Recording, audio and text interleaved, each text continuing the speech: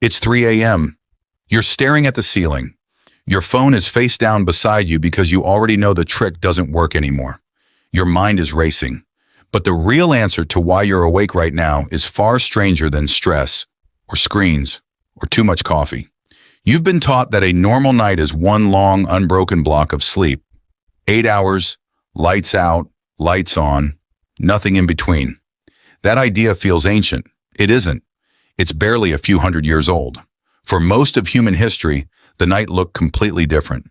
Historian Roger E. Kirch spent over a decade digging through old court records, diaries, and medical texts. He wasn't looking for anything about sleep at first. Then he kept finding the same strange phrase over and over in documents from centuries before electricity. People wrote about their first sleep and their second sleep, not one block. 2.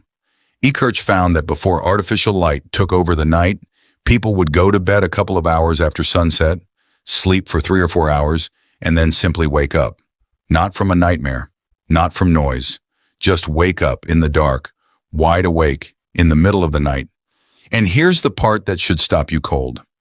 This waking period wasn't treated like a problem. It had a name. It had a purpose. People used it to pray, to think, to talk quietly with a partner in bed. Some got up and visited neighbors who were also awake. Some had sex, wrote letters, tended a low fire, or simply lay there turning the day over in their minds. Then, after an hour or two, they drifted into a second sleep that carried them until morning. 2 sleeps, with an hour of quiet, wakeful darkness stitched in between. So when you wake up at 3 a.m. tonight, heart pounding, convinced something is wrong with you, ask yourself something uncomfortable. What if nothing is wrong with you at all? What if your body is trying to do something it did for thousands of years, and you're the one treating it like a malfunction? This isn't just an old European habit either. It runs deeper than that, into biology itself. Psychiatrist Thomas Ware ran an experiment in the 1990s that almost nobody talks about. He took a group of volunteers and put them in a room with no artificial light for 14 hours a night, mimicking the long winter darkness our ancestors would have lived through before electric bulbs existed. No lamps, no screens, just darkness for weeks. Within about a month, something shifted. The volunteers' sleep split, on its own. Without anyone telling them to do it, their bodies fell into the exact same rhythm E. Kirch found buried in old diaries. A block of sleep, a quiet waking period, a second block of sleep. Their bodies remembered something their minds had never been taught. That's the strange part about being human. Your biology is still running software written for a world that mostly doesn't exist anymore. A world with real darkness. A world where the night was long and slow and split into 2 separate kinds of rest. Now think about what changed. Gas lighting, then electric lighting, street lights, televisions, phones. Suddenly the night wasn't dark anymore. It was just a dimmer version of the day.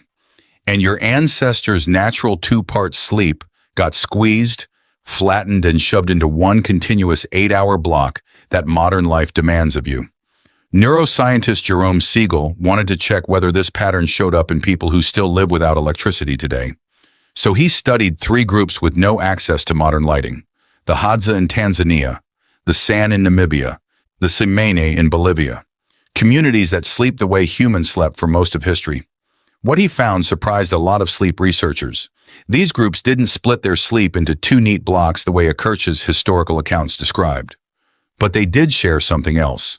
They fell asleep hours after sunset, not right at dark. And they woke naturally with the sun, without alarms, without grogginess, without complaint. Their sleep wasn't broken. It was simply in sync with something you and I have almost entirely lost. Real darkness and a body that trusts it. So maybe the 2 sleep pattern wasn't universal, but the deeper truth underneath it is. Your ancestors' nights breathed. They had room in them. Darkness wasn't something to defeat with a bulb. It was something to move through slowly, sometimes awake, sometimes asleep, without panic either way. You lost that room. Somewhere between the invention of the light bulb and the invention of the smartphone, the night stopped being a place you could exist in quietly. It became a countdown, a deadline, something to get through as fast as possible so you can perform well tomorrow.